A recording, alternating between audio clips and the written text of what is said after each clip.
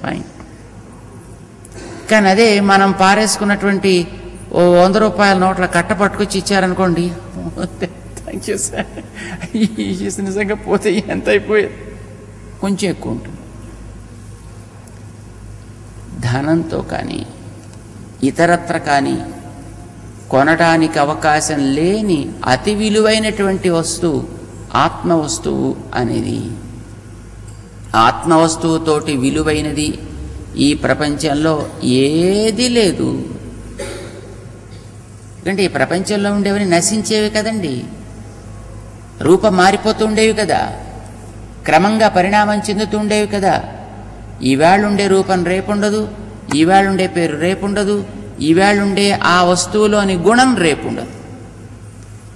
కనుక ఇవి క్షణక్షణం మారిపోతూ ఉండేటివి. ఆత్మ మారేది కాదు, ఎప్పుడు ఏకరూపంలో ఉండేది. ఇవేవి జ్ఞానం లేనివి, ఆత్మ జ్ఞానం కలిగినది. పెరుగుదల తరుగుదల నాశనము వీటికుంటుంది. ఈ పెరుగుదల తరుగుదల వినాశము అనేది ఎప్పుడూ కూడా అంటనటువంటిది ఆత్మవస్తువు అనేది.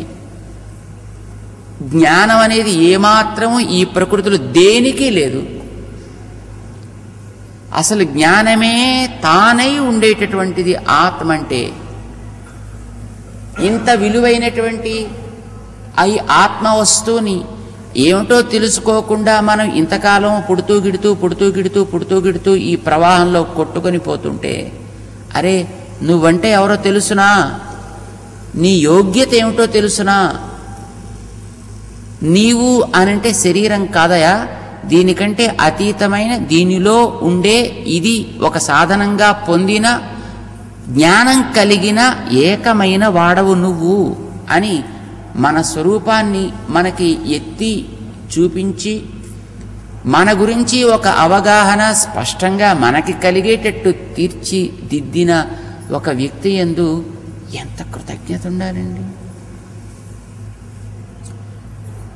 ఉద్యోగాలు ఇస్తేనే లోకంలో అన్నీ వదిలిపెట్టేసి ఇంకా వాళ్ళకి ఊడిగం చేస్తూ ఉండేవాళ్ళు ఎందరో ఉన్నారు. తాత్కాలికంగా కాస్త శారీరకమైనటువంటి ఆనందాన్ని ఇస్తున్నారు అనే భావంతో వాళ్ళ విషయంలో ఉండేటటువంటి ప్రేమతోటి తల్లిదండ్రుల్ని వదిలిపెట్టేసి వాళ్ళ వెంటపడి వెళ్ళిపోయేవాళ్ళు ఉన్నారు.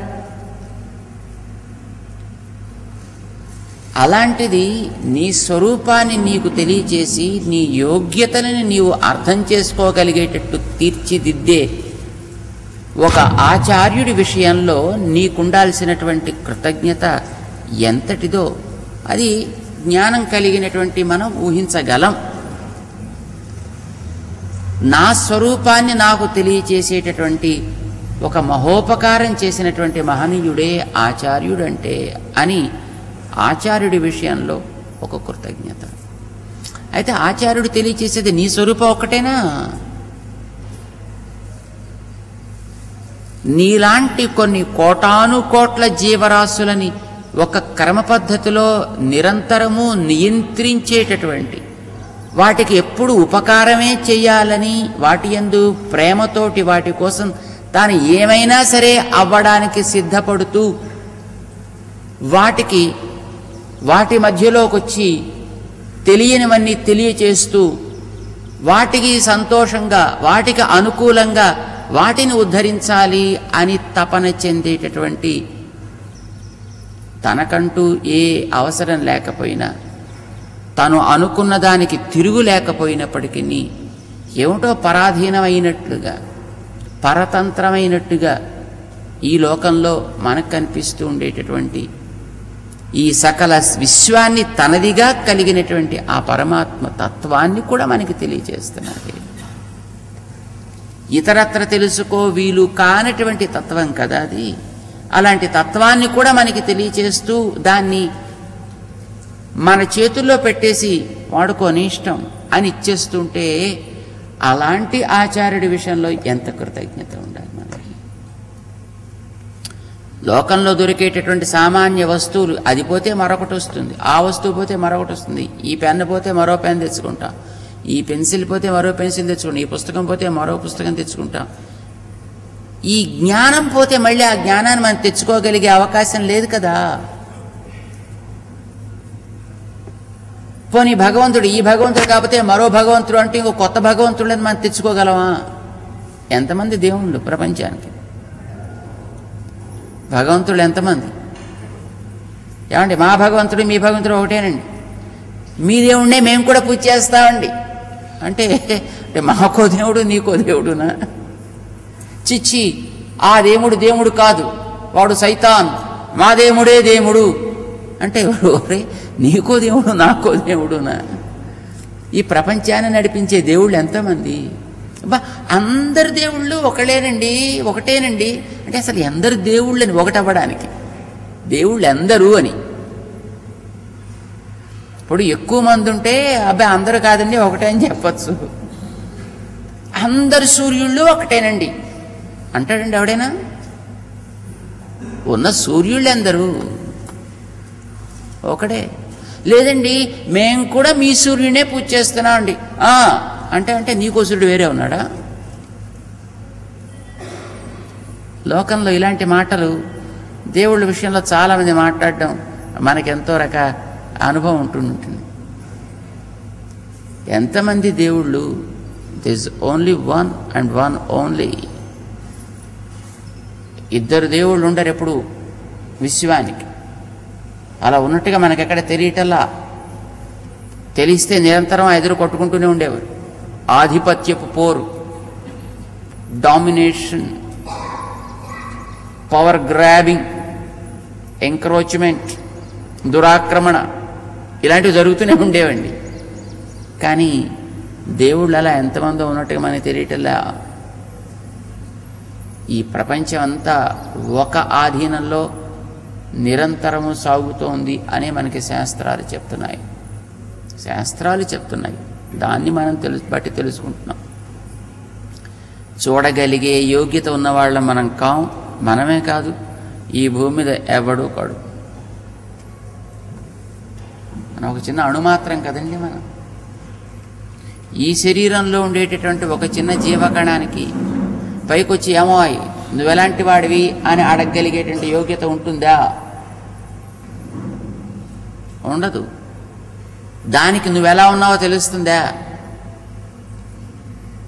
దానికి నీ ముక్కు ఎంత పొడుగుందో, నీ మూతి ఎంత పొడుగుందో, నీకు ఎన్ని పళ్ళు ఉన్నాయో, నీ కంటికి ఎన్ని వెంట్రుకలు ఉన్నాయో దానికి తెలుస్తుందా?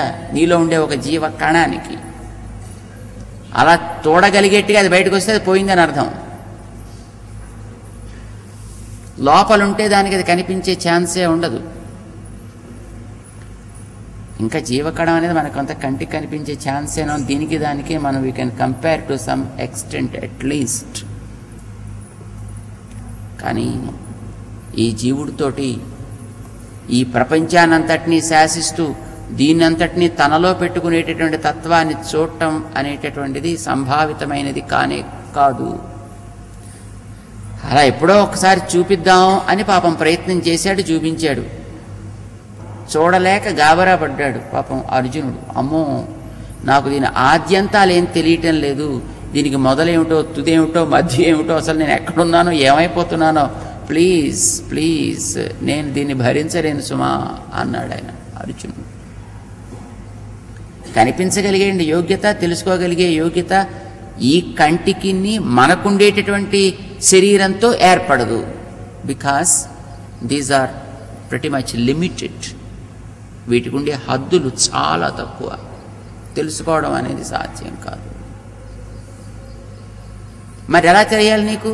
మరి చెప్పారే కొంతమంది, శాస్త్రాన్ని బట్టి చెప్పారు. శాస్త్రం వల్ల తెలుసుకోవడమే తప్ప ఊహించో లేకపోతే ఇంద్రియాలతోటి దర్శించో తెలుసుకోవడం అనేటటువంటిది సరి అయినటువంటి పద్ధతి కాదు. వేదవ్యాసాది మహానుభావులు కూడా ఆ మాటనే స్పష్టం చేశారు. శాస్త్రయోనిత్వాత్, శాస్త్రం వల్ల మాత్రమే తెలుసుకోవలెను, మరొక రకంగా కాదు. ఇదే అష్టాక్షరి దివ్య మంత్రము, నిగమాగమ సారమైన నిత్య మంత్రము. ఈతడే ఉపదేశమిచ్చెను అష్టాక్షరి మంత్రము. ఈతడే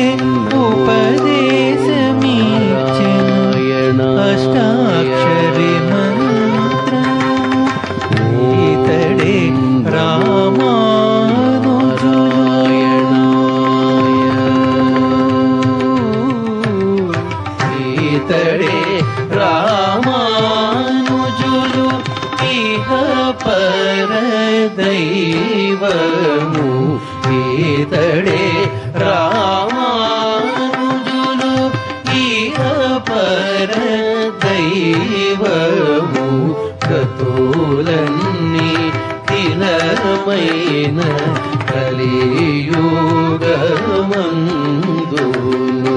గతి ఈతడే చూపే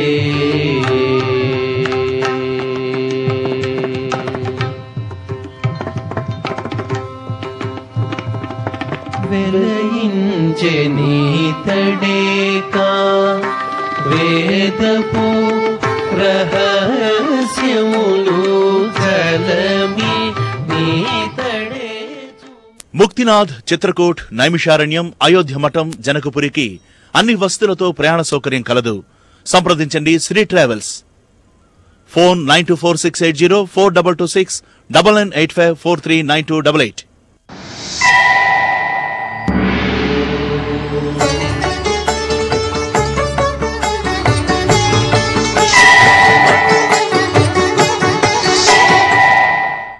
సందెకాడ పుట్టినట్టి ఛాయల పంట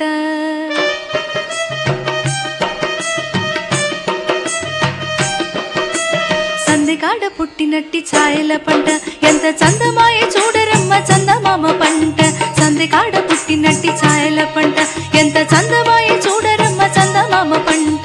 సందెకాడ పుట్టినట్టి ఛాయల పంట సందెకాడ పుట్టినట్టి ఛాయల పంట సందెకాడ పుట్టినట్టి ఛాయల పంట.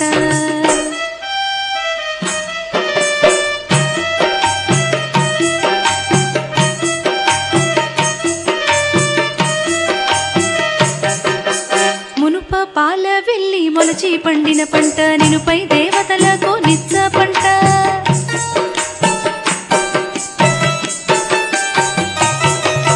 మునుప పాల వెళ్ళి మొలచి పండిన పంట నినుపై దేవతలకు నిత్య పంట. గొనకోని హరికన్ను కొనచూపుల పంట వినువీధి నెగడిన వెన్నెలల పంట. గొనకోని హరికన్ను కొనచూపుల పంట వినువీధి నెగడిన వెన్నెలల పంట. వినువీధి నెగడిన వెన్నెలల పంట వినువీధి నెగడిన వెన్నెలల పంట. సందెకాడ పుట్టినట్టి ఛాయల పంట సందెకాడ పుట్టినట్టి ఛాయల పంట ఎంత చందమాయ చూడరమ్మ చందమామ పంట. సందెకాడ పుట్టినట్టి ఛాయల పంట సందెకాడ పుట్టినట్టి ఛాయల పంట సందెకాడ పుట్టినట్టి ఛాయల పంట.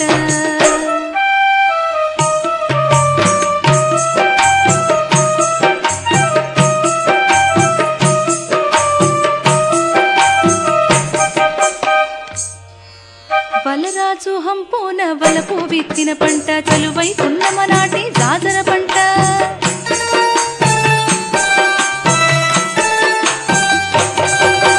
వలరాజు హంపోన వలపు విత్తిన పంట చలువై పున్నమ నాటి జాజర పంట. కలిమి కామిని తోడ కారు కమ్మిన పంట కలిమి కామిని తోడ కారు కమ్మిన పంట. మలయోచు తమలోని మర్రి మాని పంట కలిమి కామిని తోడ కారు కమ్మిన పంట. మలయోచు తమలోని మర్రి మాని పంట మలయోచు తమలోని మర్రి మాని పంట మలయోచు తమలోని మర్రి మాని పంట. సందెకాడ పుట్టినట్టి ఛాయల పంట సందెకాడ పుట్టినట్టి ఛాయల పంట ఎంత చందమాయ చూడరమ్మ చందమామ పంట. సందెకాడ పుట్టినట్టి ఛాయల పంట సందెకాడ పుట్టినట్టి ఛాయల పంట సందెకాడ పుట్టినట్టి ఛాయల పంట.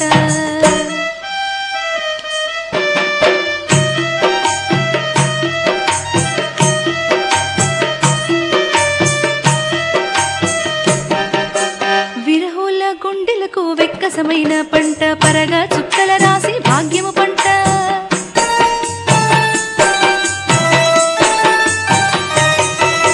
విరహుల గుండెలకు వెక్కసమైన పంట పరగా చుక్కల రాసి భాగ్యము పంట. అరుదై తూర్పు కొండ ఆరగ పండిన పంట అరుదై తూర్పు కొండ ఆరగ పండిన పంట. 20 శ్రీ వెంకటేశునింటిలోని పంట అరుదై తూర్పు కొండ ఆరగ పండిన పంట. 20 శ్రీ వెంకటేశునింటిలోని పంట 20 శ్రీ వెంకటేశునింటిలోని పంట 20 శ్రీ వెంకటేశునింటిలోని పంట. సందెకాడ పుట్టినట్టి ఛాయల పంట సందెకాడ పుట్టినట్టి ఛాయల పంట ఎంత చందమాయ చూడరమ్మ చందమామ పంట. సందెకాడ పుట్టినట్టి ఛాయల పంట సందెకాడ పుట్టినట్టి ఛాయల పంట ఎంత చందమాయ చూడరమ్మ చందమామ పంట. సందెకాడ పుట్టినట్టి ఛాయల పంట సందెకాడ పుట్టినట్టి ఛాయల పంట సందెకాడ పుట్టినట్టి ఛాయల పంట సందెకాడ పుట్టినట్టి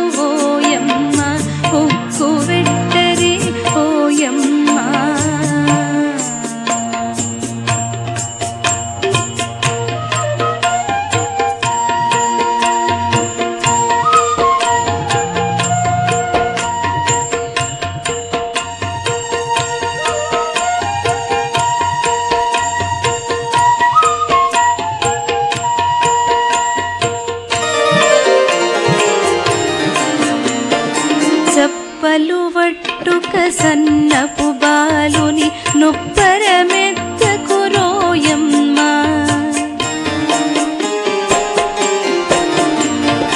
చప్పలు వట్టుక సన్నపు బాలుని నొప్పరమెత్తకు రోయమ్మ. అప్పుడే సకలమునది మీలోరని ఒప్పదు తీయరి ఓయమ్మ.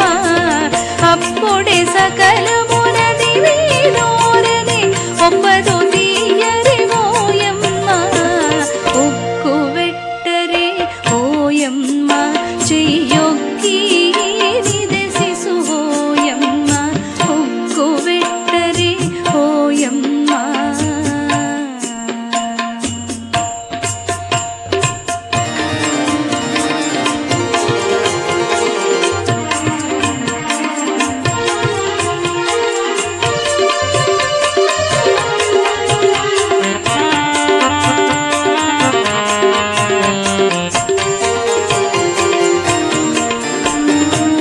తొయ్యలులిటు చేతుల నలగించక ఉయ్యలనిడరే ఓయమ్మ.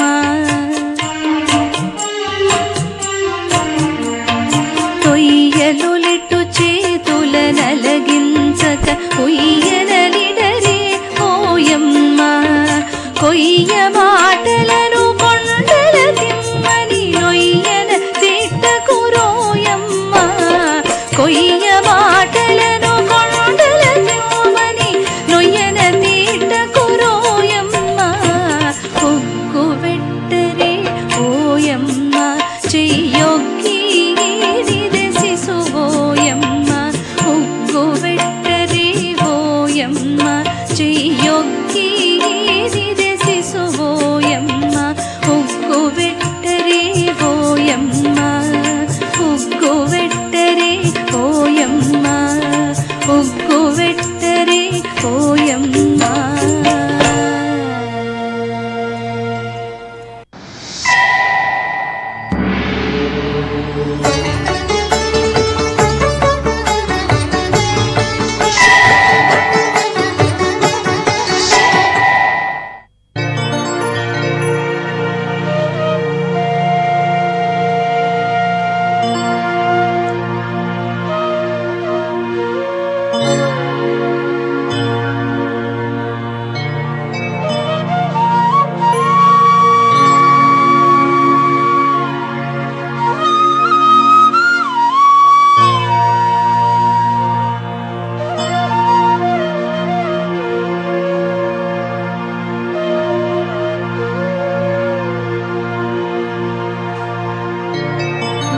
వరసితి వినాయకం వరసితి వినాయకం భజతే మానస. వరసితి వినాయకం భజతే మానస. వరసితి వినాయకం భజతే మానస. వరసితి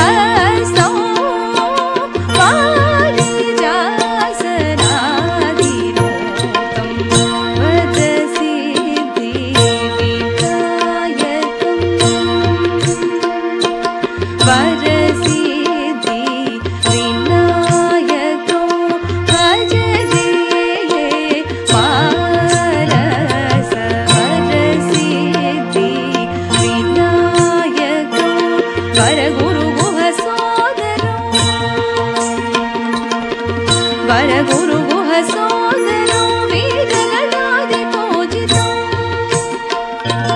పరగురు గుహ సోదరో వీరగణాది పూజితో మూషిక వాహన మోదక కరో చతురధర కరో పమ పగ మరి గమ సరి గమ పరి ప సరి గమ పని సరి పరి సరి పమ గమ పని గమ రి గమ వరసి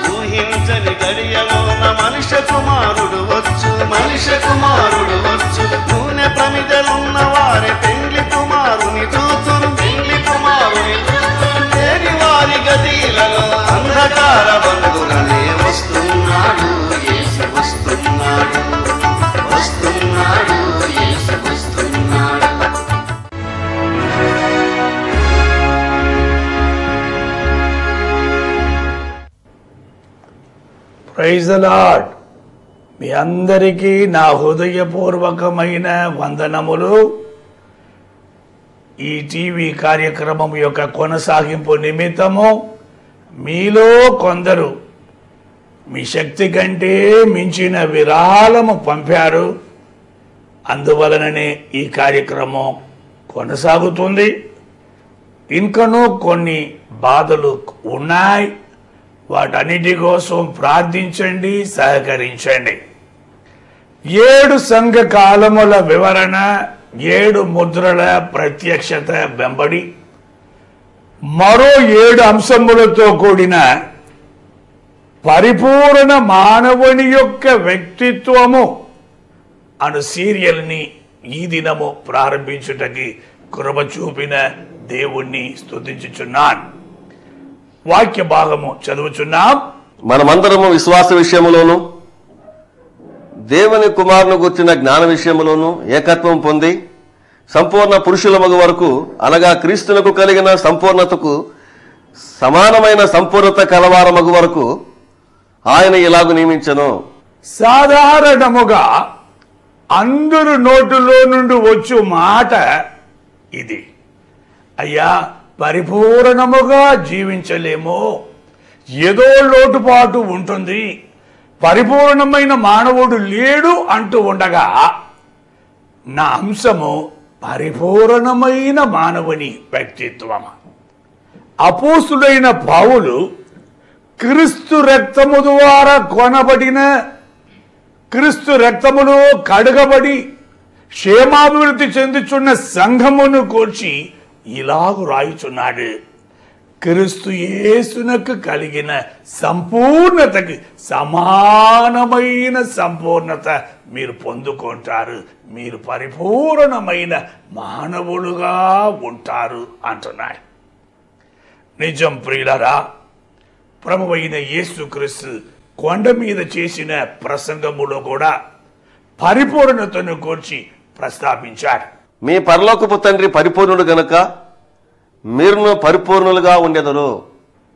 ఇంగ్లీష్ బైబిల్లో బి పర్ఫెక్ట్ అంటే ఒక ఆజ్ఞ ఇచ్చినట్టుగా మీరు పరిపూర్ణులుగా ఉండండి అంటున్నాడు. కారణం చెప్తున్నాడు, పరలోకమందున్న మీ తండ్రి పరిపూర్ణుడు కనుక మీరును పరిపూర్ణులుగా ఉండవలసినదే అంటున్నాడు.